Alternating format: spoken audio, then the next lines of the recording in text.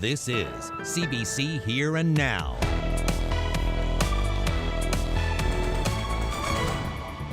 It's real. This is $2 billion. The federal and provincial governments have put their initials on a $5 billion deal on rate mitigation for Muskrat Falls. Those details just ahead.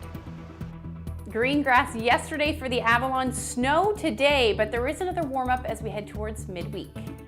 Welcome to Here and Now. I'm Carolyn Stokes. We'll get to the details on the electricity deal in just a moment, but we'll start with another major story involving Ottawa. Justin Trudeau has invoked the never-before-used Emergencies Act to help restore order amid ongoing anti-mandate protests. Ashley Burke reports. We cannot and will not allow illegal and dangerous activities to continue. A historic moment. The first time the Emergencies Act has ever been invoked. It is now clear that there are serious challenges to law enforcement's ability to effectively enforce the law. It gives the federal government immediate sweeping powers to intervene. As politicians at all levels squabble over who has jurisdiction to act, and Ottawa police say they're overwhelmed. Hundreds of trucks continue to paralyze the downtown of a G7 capital for the third week straight, with no end in sight.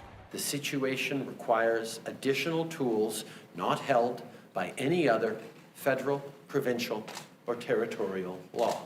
The act will be temporary and designated to critical areas, giving RCMP the power to issue municipal fines and make arrests. The Honourable Leader of the Opposition. But the Conservatives say this isn't the solution. Ending COVID restrictions is. Does the Prime Minister think that these protests constitute a threat to the security of Canada? And if not, does he think that with this news, he could be escalating rather than de-escalating an already inflamed situation? It does not really matter whether certain members of the opposition have been merely irresponsible or recklessly complicit. But what this country is facing is a largely foreign-funded, targeted and coordinated attack on critical infrastructure and our democratic institutions. The Liberals argue the blockades are an attempt to harm Canada. They have the NDP's support. When our capital city is under siege and has been under siege for weeks, this is an emergency. The Premier of the province most impacted by the demonstrations says he'll take whatever help he can get. I'll support the federal government in any proposals they have to bring law and order back to our province, to make sure we stabilize our businesses and trade around the world.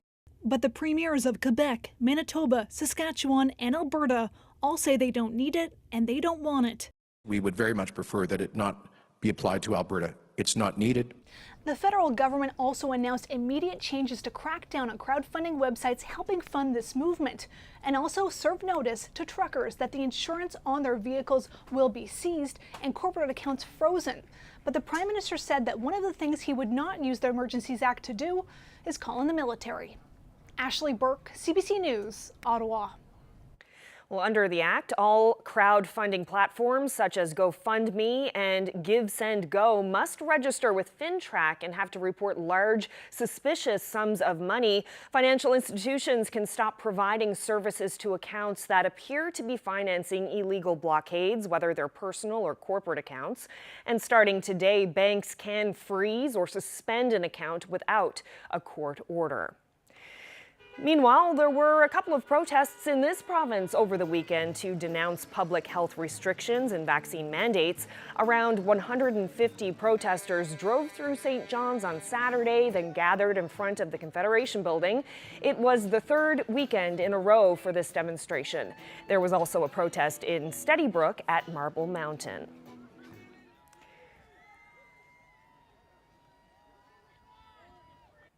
Well, the federal minister for this province, Seamus O'Regan, says he understands people are tired of COVID restrictions, but he says disrupting people's lives and livelihoods is not the answer.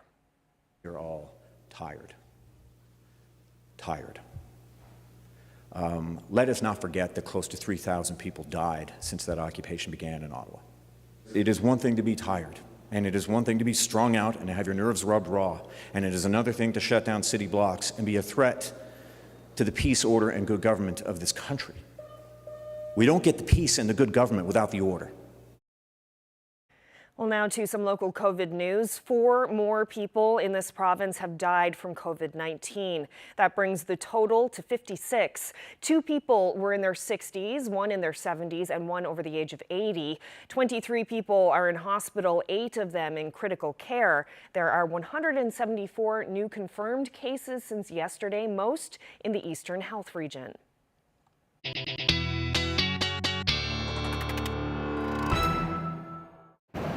Well, the winter weather is back today over eastern Newfoundland with a weather system moving across today. It's been snowing all day long with periods of zero visibility and hazardous driving, and we're really in the thick of it now. Here's Ashley. That's right, Carolyn. We certainly are. We did see a little bit of a lull earlier this afternoon in that snow, but it has since picked up and we're seeing those reduced visibilities for most areas. In fact, for the Avalon. Let's take a look at what's going on. We do have an area of low pressure just to the south at the moment, and that's going to pass to the southeast as we head through the evening hours tonight, evening and overnight hours, and that snow will generally continue. Now, we are seeing some ice pellets in the mix as well for the southeast, but overall, we're looking at some pretty significant accumulations by the time we get to tomorrow morning. But a big ridge of high pressure is in place with a dip in that jet stream and bringing some of that Arctic air up across Labrador with an extreme cold warning in place. Those wind chills expected into the -40s, even nearing the -50s as we get into the early morning hours on Tuesday. I'll have the full forecast coming up. Thanks, Ashley. Well, the federal and provincial governments have signed an agreement to restructure Muskrat Falls, one they promise will keep electricity rates affordable. But to make it happen, it will take billions of dollars. Peter Cowan explains. It's the same deal that was announced in July, but it's finalized today. $5.2 billion to change how Muskrat Falls is paid for. There's a new loan guarantee by the federal government to make payments on the last 2 loans. That's $1 billion borrowed and backed by the federal government at their low interest rate. There's $3.2 billion from the Hibernia oil project that was going to be paid to the federal government. Now it's going to be paying down hydro bills. The federal government is also investing $1 billion in the transmission assets. In the first year alone, $550 million is needed to keep electricity rates from doubling. Now politicians say it'll keep rates at 14.7 cents a kilowatt hour or lower. And we will have to, unfortunately, as a government, use almost $500 million a year to mitigate these rates. Let's not forget this. This doesn't come at no cost. This comes at significant cost to our coffers. But that agreement has been signed and we're moving forward. If these details sound familiar, it's because they were first announced in July when the Prime Minister came to town in the lead up to an election. It took months for the two sides to agree on the details. I couldn't open up a splash pad in Mount Pearl for the past 8 months without somebody saying to me, that's not real. When's it happening? When are you signing the term sheets? When is it real? It's real. This is $2 billion, right? So that's the big reason why we're here, because I want to assure people at home that that's done. And now that the agreement is signed, the province can hit up lenders for that $1 billion it needs to borrow. They want to lock it in before interest rates go up. Peter Cowan, CBC News, St. John's. Not long after today's news conference, the PCs and NDP were quick to offer up their reaction. I would have rather, and I mentioned it earlier, a bigger cash influx from the federal government. They're our partners. We're developing hydroelectric clean energy. They see the value that they need it for the rest of the country. And I would have hoped they would have came on as a bigger partner, and that would have minimized the debt load. Thus, the borrowing and the paying back down the road would have been minimized and given us more flexibility. They chose not to do that. Pretty big production, a lot of words, a lot of backslapping to basically announce that they renegotiated the mortgage on Muskrat Falls. Good, I guess, that they've appeared to have secured some kind of financing and ease a lot of people's anxiety, although I'll have to say it's still higher. The eventual rates are still higher than what they promised in the election. Well, Federal Cabinet Minister Seamus O'Regan says the leaks and rumors around the future of the Bay du Nord oil project have caused him nothing but grief. O'Regan was asked about the future of the oil field and about the CBC Radio Canada story last week that said the federal Liberal caucus is divided over approving the project, which could produce hundreds of millions of barrels of oil. Today, O'Regan responded to that report. The leaks and rumors and leaks and rumors. I mean, that Radio Canada story came out with complete conjecture, unsubstantiated, and it's caused nothing but grief, to be honest with you, and more anxiety and instability.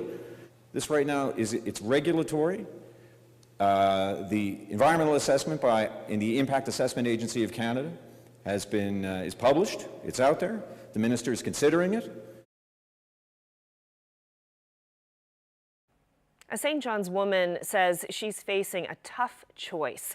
She says provincial government policies are forcing her to choose between her health and the education she hopes will get her off income support. The NDP says government policies should never stop people from getting ahead. Mark Quinn reports.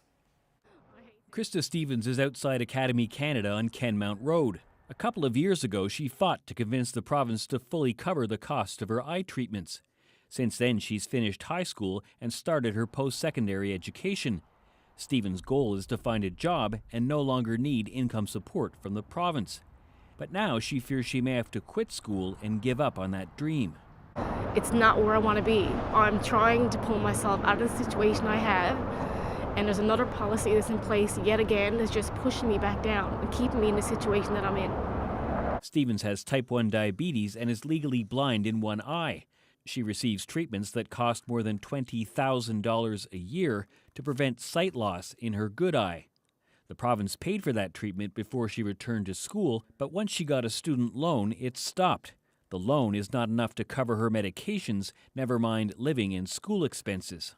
The day I found out I no longer had coverage, I just started to cry.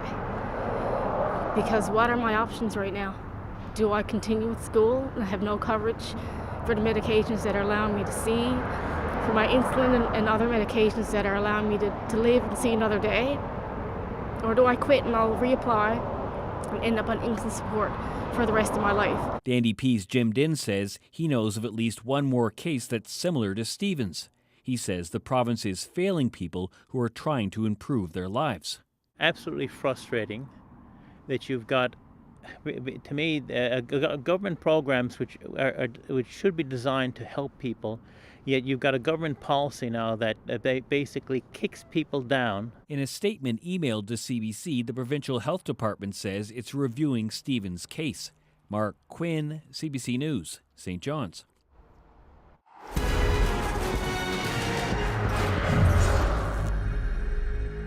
Brad Guzzu and Team Canada pulled out another win this morning at the Beijing Olympics. Guzzu defeated Italy 7-3, picking up 3 in the ninth end. Team Canada has won 4 games and lost 2 so far in the round-robin tournament. Guzzu says right now they're focused on making the playoffs. Guzzu plays China tonight at around 9:30 Newfoundland time.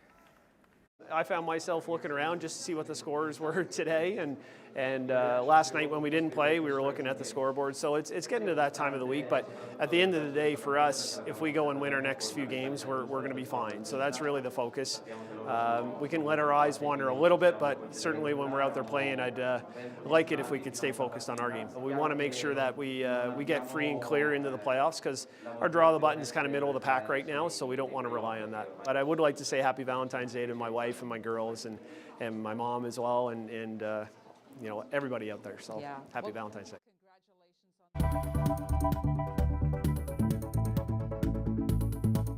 Quite a bit of snow down already across the Avalon Peninsula, but how much more snow is on the way? I'll have the forecast coming up.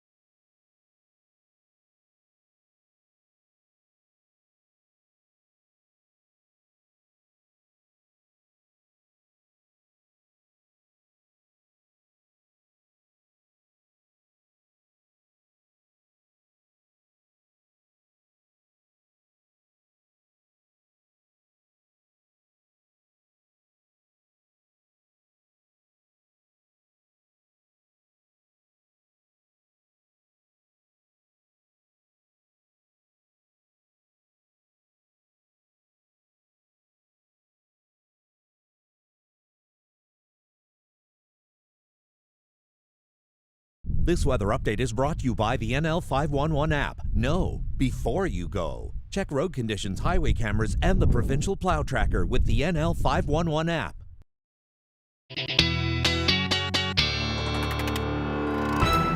Happy Valentine's Day. Ashley, I see you have some beautiful roses there for Valentine's Day. I guess 2 reasons for people to stay home and snuggle up. Valentine's Day and, of course, this storm that's happening out there right now.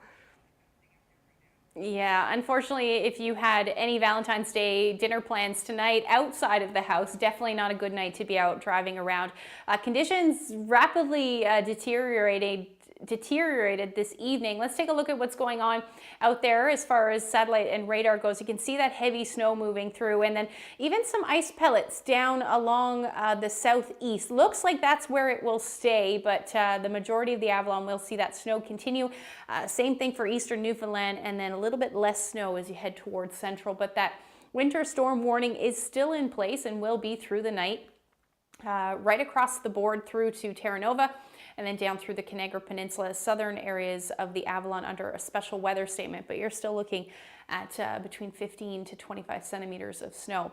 Taking a look at the highs today, single digits, -3 for St. John's, but less as you head towards the west coast, -12 in Corner Brook, and then temperatures into the -20s up across Labrador as we get into a bit of an Arctic air mass there. And the wind chill values feeling more into the -30s again tonight. We're looking at those wind chill values for Labrador dipping into the -45 to -50 range.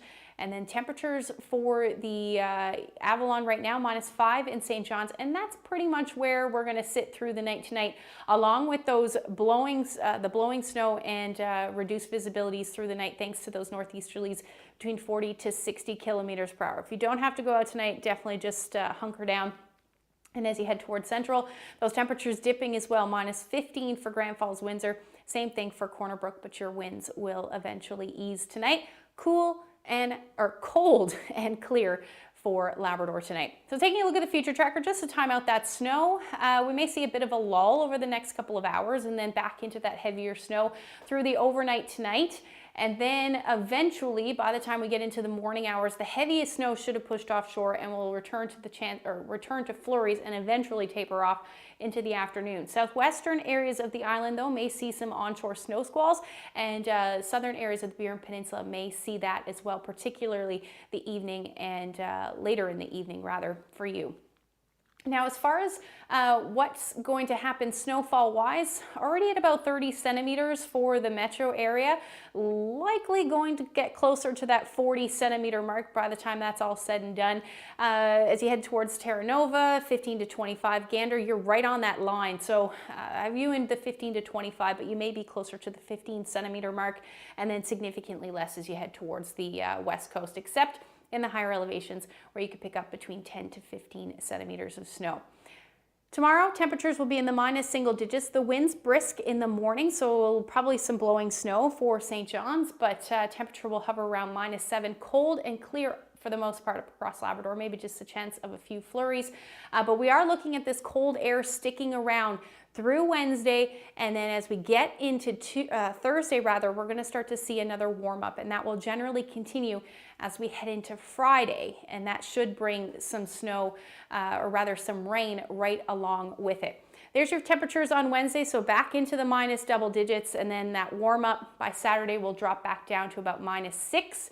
For central Newfoundland, you're looking at that drop as well as the west. A little bit warmer though for you, -6 with the chance of flurries. And then for Labrador, you're looking at your temperatures warming up on Thursday and then dipping back down as we get into Saturday. Take a look at this shot. Speaking of the big land, some ptarmigans hanging out. Thank you to Hollis for that. If you have any weather photos, send them to nlphotos@cbc.ca.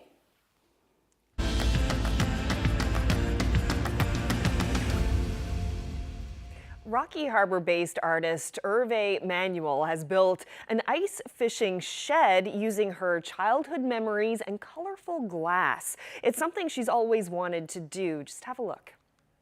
Growing up with my brothers, we used to go fishing a lot, and my grandfather had built an ice fishing shed, and we used to push it out on the ice and go out, and it was something that I did with my brothers and my grandfather, and just a lot of really great childhood memories. I just love the idea of it, and I think I love sort of just seasonality of it. They just all of a sudden, this little community popped up on the ice with complete with houses, right? It looked like a tiny little community and people would be going out there, spending time out there. And then all of a sudden come spring break up and the ice melt and it was gone. All these little towns or little, kingdoms were disappeared, but it was a kind of a magical time, like magical memories from childhood.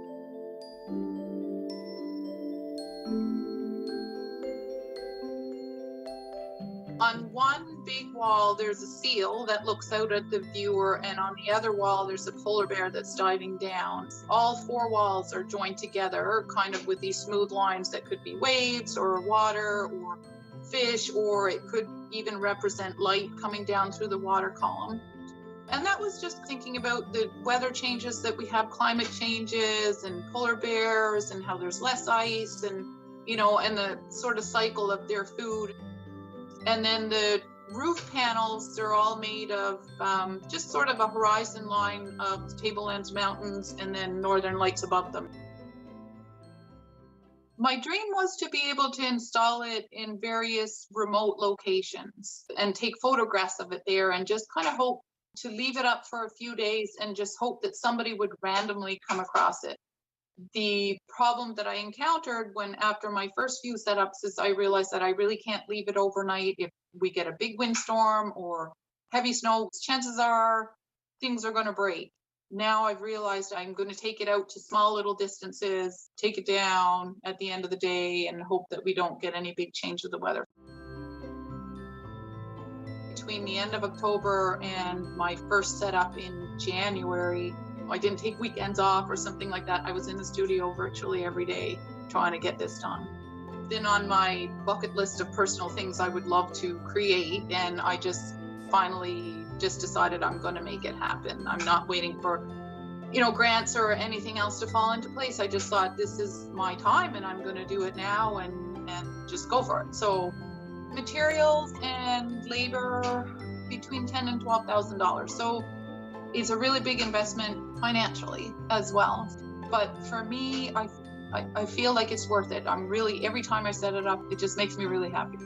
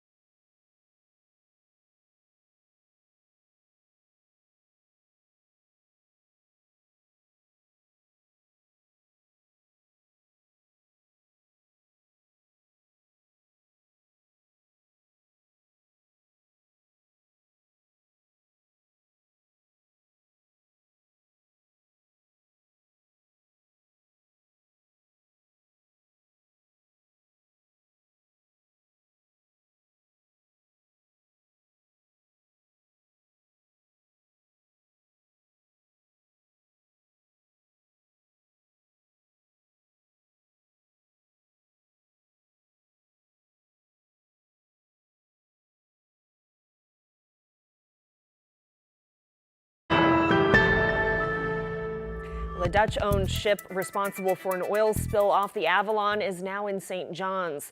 The MV Alaskaborg arrived this weekend. The vessel dumped 30,000 liters of fuel over a 12-hour period during which the vessel traveled around 175 nautical miles.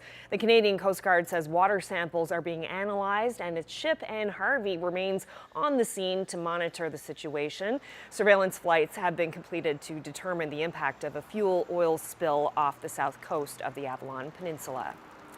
Well, 40 years ago today, a terrible storm raged off the coast of Newfoundland, and out on the Grand Banks, the Ocean Ranger was pounded by waves. The rig was considered to be indestructible, but as Valentine's Day turned into February 15th, the rig began to tip over, then capsize, killing all 84 on board, 56 of them from this province. The storm began on February 14th, but it's 40 years ago tomorrow that we learned about what happened. And tomorrow night, Chris O'Neill Yates looks back on the Ocean Ranger disaster and speaks with some children of those who perished. Well, that's it for Here and Now this evening. Hope you can join us again tomorrow. Good night.